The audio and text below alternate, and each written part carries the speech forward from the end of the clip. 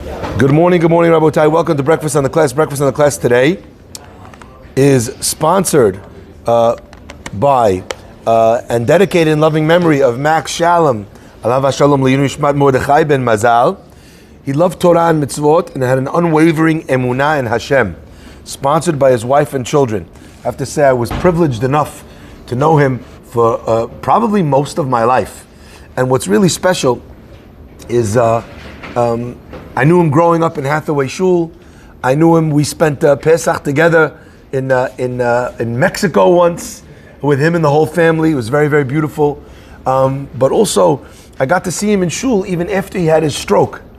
And he would come, and even though it was difficult, and I'll tell you, I sat over there next to him and in front of him. Never once did I hear him complain. Not one time in the Knesset did I hear him complain. He was happily sitting there with his sons sitting on either side of him sometimes one, sometimes the other, sometimes both. And you got to see somebody that really understood how to make the best of his situation. I was just thinking, what a name, Mordechai ben Mazal. Mordechai has it really rough. He's sitting at the Sha'ar HaMelech.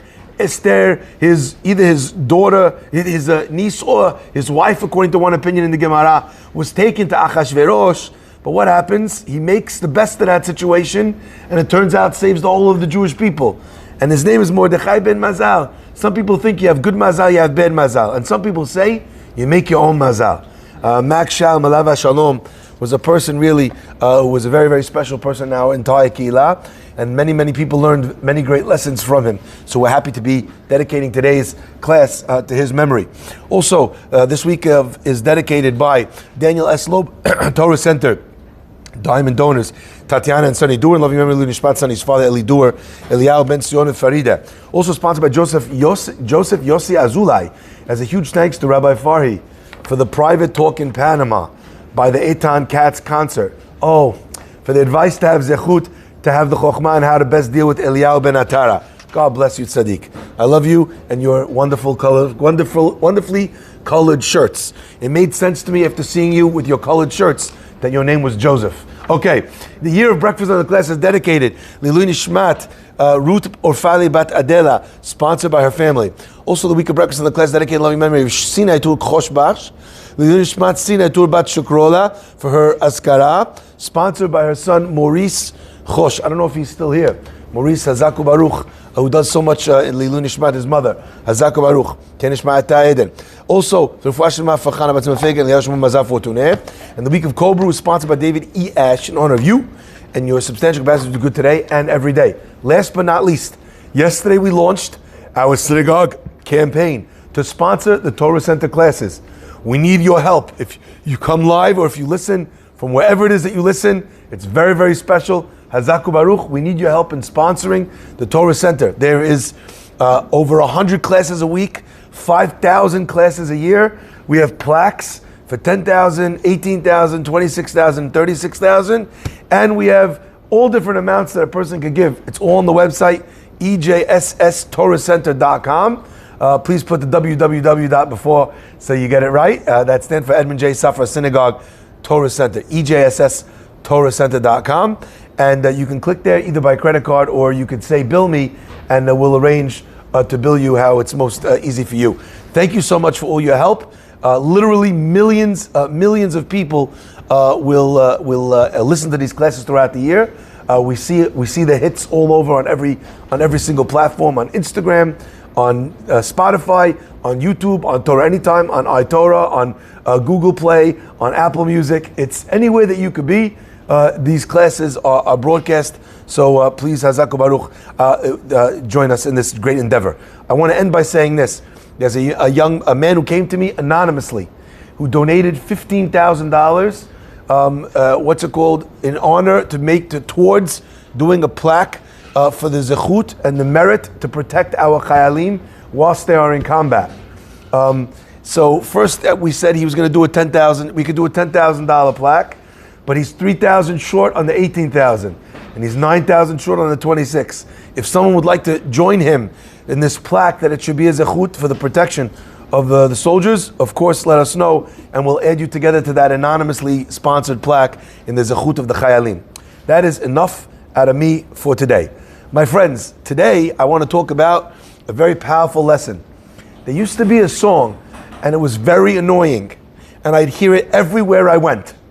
Anytime you were at a wedding, anytime you were at in the mall, anytime you were walking somewhere and you hear music playing, it was a very popular song. So you know the songs that are earworms and you can't get them out of your head? And all I remember is this thing. I don't remember who sings it or what sings it, but the song goes, "Is that too late to say sorry?" Oh, made my skin crawl. Right? Just drove me absolutely mad. But I'd hear it everywhere I went. And I did not know why I was hearing the song. And finally I realized Hashem was giving me a message to give to all of you. It's never too late to say sorry. A person could do teshuvah any time in the year. Anytime. But especially during this time. I had a woman ask me last night, I have lots of children at home. What am I going to do? Sometimes I can't get to the Beit Knesset. It's very hard for me. I really want to go, but I don't have someone. The kids are crying. I told her, stay home. Do your thing. Be there with the children. She says, but what do you mean? I'm not in the minyan. I'm not in the shul. I said, I want to quote to you a Gemara. The Gemara says as follows. It seems we talk about how HaKadosh Baruch Hu comes and listens to the prayers of the tzibur of the minyan. Ask the Gemara, but it says specifically, Karov Hashem l'chol korav, l'chol asher yikru be'emet. Hashem is close to all those to anyone, l'chol asher. The Gemara asks, it seems that sometimes it says that God is there for a tzibur, and sometimes it says God is there for a yachid, for someone who's alone, to listen to those prayers, to answer those prayers, to accept your teshuvah. What's the answer? The answer the Gemara says is, when does it say God is there for the tefillot of a tzibur? During the year. But during the time of Aseret Yemei Teshuva, Hashem is there and is present, especially Yom Kippur, is listening to the tefillah of the yachid. And even if the person, I'm not telling you not to come to synagogue. Of course it's more powerful to be part of the tefillot of a tzibur.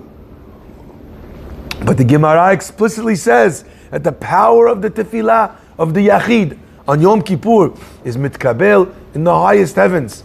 Who do we learn it from? The Kohen Gadol that we mentioned yesterday. He goes into Kodesh HaKodashim and he's praying. Which minyan is with him? Nobody. He's the yachid. And still, the prayers are answered because that is the power of these days. It's never too late to say sorry. Even until the last moment. Ad Yom Moto. Until a person passes away. Achakelo, Hashem says, I wait for him. Im tashuv miyad tekabelo. A lot of times a person feels like, I did all these things when I was younger. I was this guy, I was that guy. I know a fellow from our community, a very special man. A man who's a very holy, special, wonderful, kind, warm man. And when he was young, he was a Studio 54 guy. That's what he says. He'll tell anyone proudly, this is what I was. But my friends, if that's who you were, then this is where you came to? How much sechar does God give you? Think HaKadosh Baruch Hu doesn't know from whence you came? What I tell the guy? I told him 5 and 4 together is 9. Gematria. Where do we say, who knows 9? I know 9. Where do we say it if we're halabi on the night of Pesach? Min yalamu manidri ammahu al-mujali min yana tis'a. 9 months to childbirth. You're 9. It's true that's where you were, but you were given the cleanliness, the purity of a child that's born. What does the pasuk say? When a person does teshuvah, when a person converts to Judaism, ger shnitgayer kekatan shenolad dami. It's like you were just born. My friends, this idea is something that's very powerful. I want to share with you something that I read from Rabbi Baruch Rosenblum. He says as follows. One day after the prayers on Yom Kippur, on Erev Yom Kippur, a fellow asks him, he says, Rabbi, can I speak with you privately? He says, sure. He says, I really want a little bit more. They go around the back of the Beit Knesset. He's thinking, what's the guy going to tell me? What did he do already? Guy says, listen, Rabbi, you don't know me so well, but you know me from the shul, but you don't know me so well personally. When I grew up, we came to this country from one of the Eastern European countries. We came and we had nothing. There were many days I didn't have food to eat. You know, when my bar mitzvah came, I didn't have my own suit. I got a suit from a cousin that didn't fit, but I was happy that I had clothes. This was my life. And then finally I went to yeshiva, and it was the best day of my life. I'm here in the country of the Jewish people. No one's torturing me for being Jewish. I'm studying Torah. And then came lunchtime, and they gave me lunch, and I had bread, and I had a little bit of, whatever it was to eat. Instead of complaining, he was the happiest man alive. This was my life. But times were so difficult at home. So I decided, something, when the time came for the break, the vacation days, you know what I was going to do? I was going to look for a job. I'm going to get a job, and I'll go to this job. I'll make a little bit of money. And you know what I'll do? I'll take this money, and I'll use this money to buy myself a suit, a jacket, even if it's secondhand, that fits. Maybe even if I'm lucky, I can afford a shirt, or a tie, a pair of shoes to have for the Shabbat or the holiday. And whatever extra I earn over my whole vacation, I'm going to give to my father to be able to spend money for the holiday. What a beautiful Abus boy. He looks for a sign. He finds a sign that says there's a factory over here run by a Jewish guy. Everyone in the place is religious. Fantastic. On the day of Tisha B'Av, when the yeshiva gets out, he rocks up to this office. I'd like to apply for the job. No problem. Could you do this? Could you do that? Yes. And he's working in the factory. 1 week, 2 weeks, 3 weeks. And he's waiting till the end of the month to get paid. In his 3rd week in the job, one day, they ask everyone to join together in the lunch room. All the workers are there. The boss walks in. They check if everybody's there. The boss locks the door. He says, I can't believe it. I never thought I would have this problem in my office. This is a long time ago. I don't know if you remember. There used to be something called a mini cassette. We went from tapes. First, remember the 8-track. Right? Remember that? Where you shoved the VHS into your car slot, right? To be able to play some music. Okay? And then you slid the button on the outside. Remember those days? Okay? Then we went to the tape. Then we went from the tape, we went to the mini tape.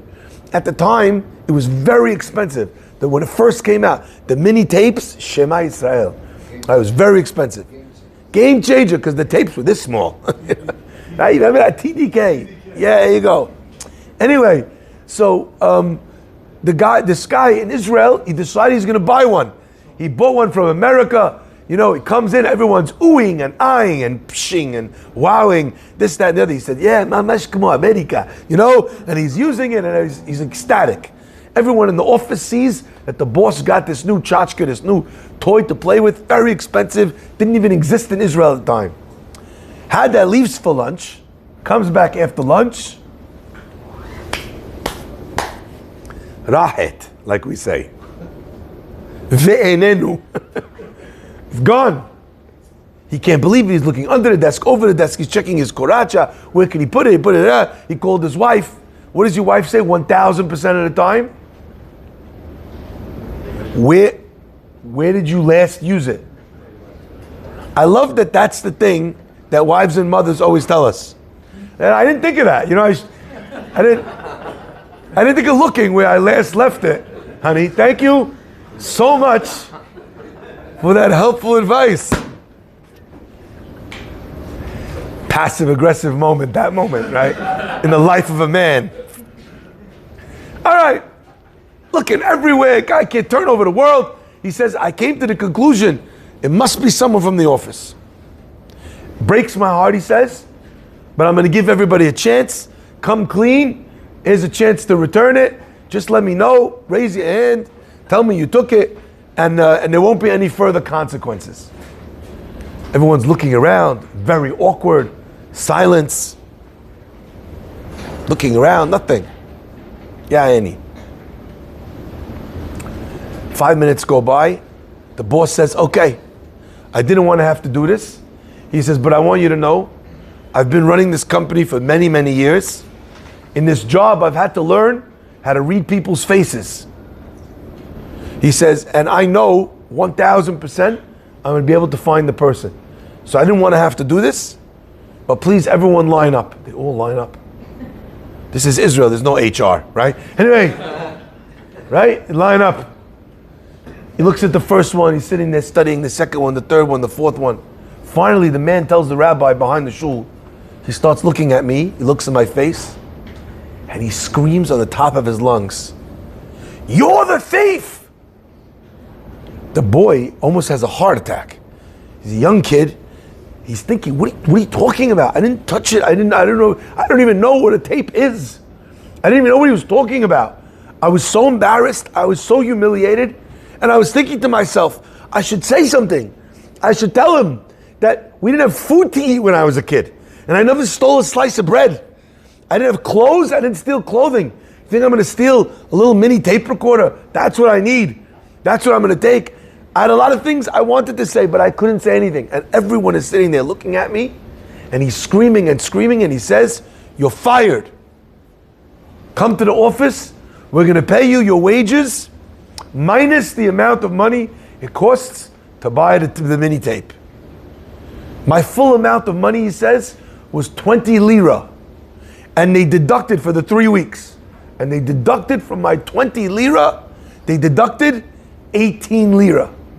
I went home after 3 weeks of work with 2 lira, and I was so embarrassed, and I was so humiliated. And I would wake up in the middle of the night with this guy screaming, "Ata ganav! You're the thief!" You don't know, Rabbi, it shook me tremendously. Every night when I would say Kiryat Shema al Hamita, I would say, "Aneni mochel v'soleach," I forgive. Anyone that angered me, anyone that bothered me, and no one should be punished because of me.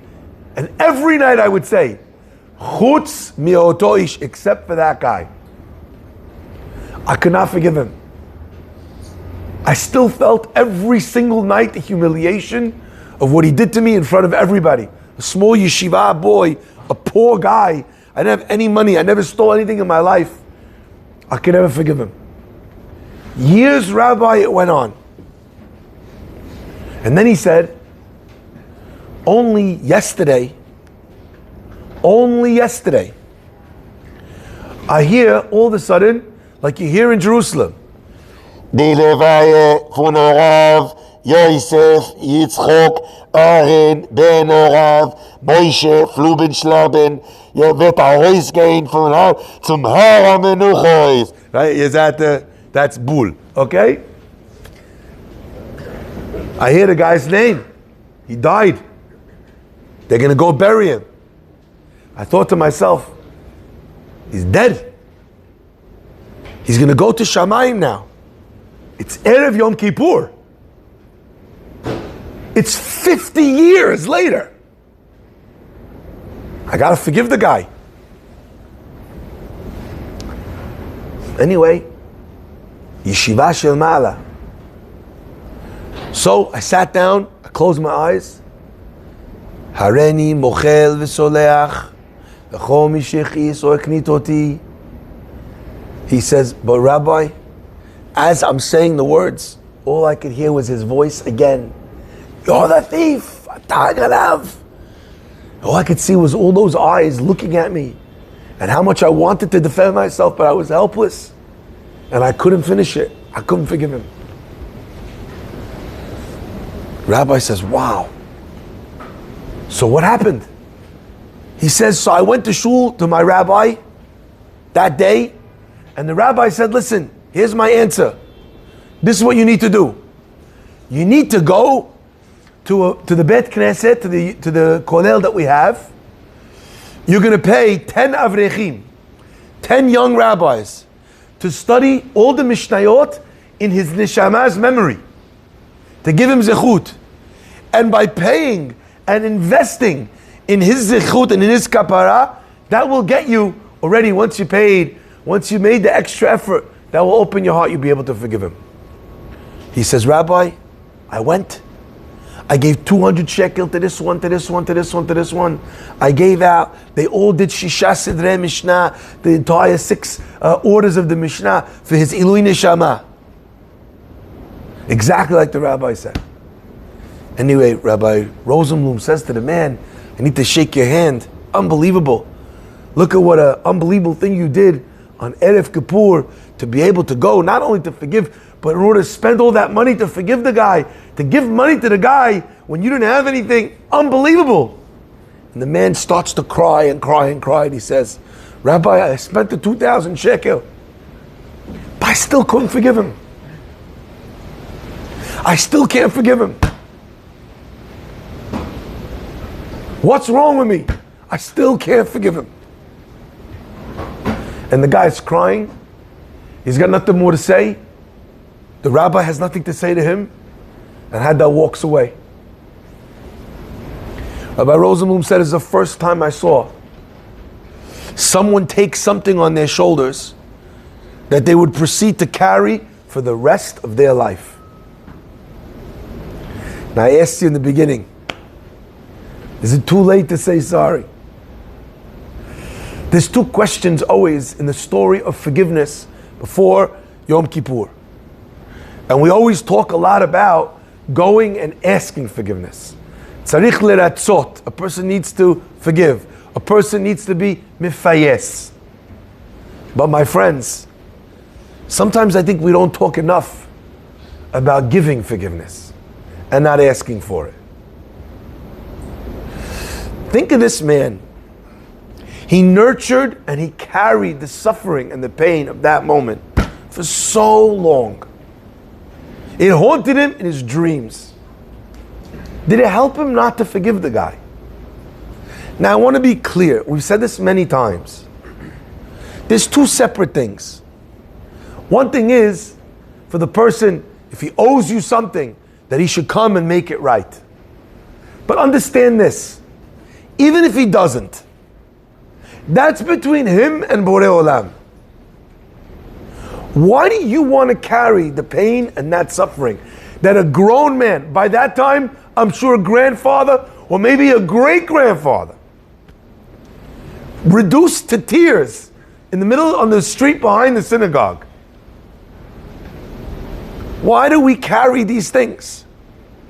He said this, she did that, they took this, they took that. My friends, what thing we know? We know that a person has, when it comes to Yom Kippur, an unbelievable opportunity. I want to share this opportunity with you in terms that I think we could all relate. There's a thing called, I mention this all the time. In a court case, there's something called jury selection. What's jury selection? It might actually be the most important part of the whole trial, and the trial hasn't even begun. It's when the lawyer for either side looks at a juror who's going to decide the case and says, 1 second, hold on. You're a guy, okay, you're somebody whose father walked out on you. I don't know if it's a good idea to put you as a juror in this case where the father is a guy who walked out on his kids. Because the only person he's going to see is his own dad, and the only thing he's going to want to say is guilty. You have a fellow who's an African American who's committed a crime. You don't want to have a girl, a white girl, who was once mugged by an African American man. Then she's going to look and see that guy in that guy, and vice versa. You have an African American woman who sees this white guy in a wife beater from the South, right? And he says, he uses words like whatchamacallit, yeah? And she said, were you beat up by the Ku Klux Klan, back in Georgia? Okay, if that ever happened to you, you're probably not a good idea. You hear the guy's accent, what are you going to think? Guilty. Jury selection, very important. Because there's a bias. Now just imagine for 1 second. Not only could you put a jury of your peers in the juror stands, but imagine if you could put your family. You got to choose. So who'd you put there? Your family, your best friends. You're good, right? They love you. They're going to give you a favorable ruling. The Gemara tells us, and this is unbelievable because it's unequivocal, That the way you treat other people is the way HaKadosh Baruch Hu treats you. So when you did something, you did a sin, you know what Hashem does in order to be able to decide your case? He says, let's go to the videotape.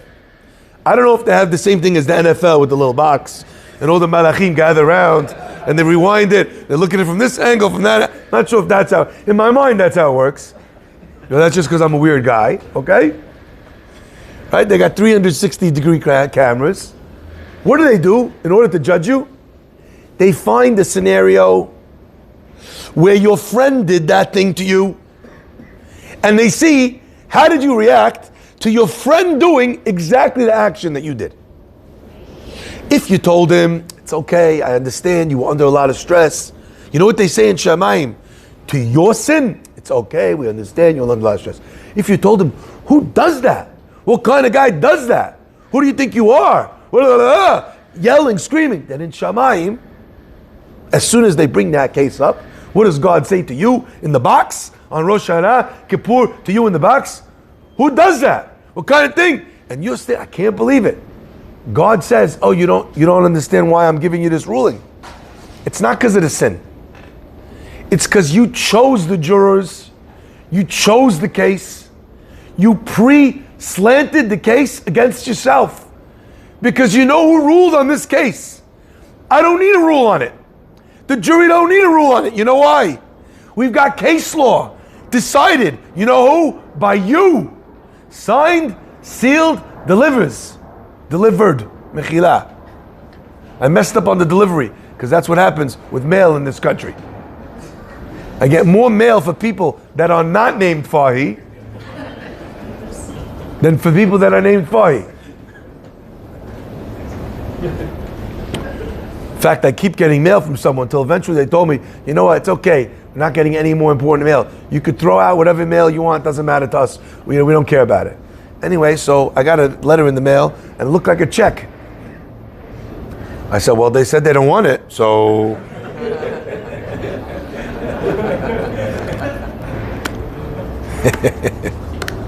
So I was very curious. I'm going to throw it away because they told me to throw everything away.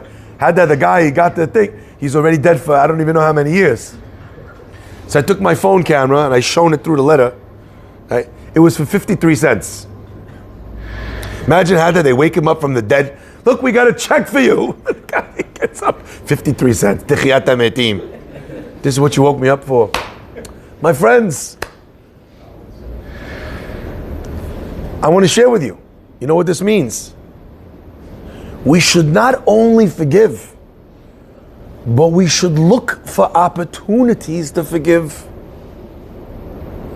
Because when when someone yelled at you, and you upset him, you don't forgive. Don't do it for him. Do it for you.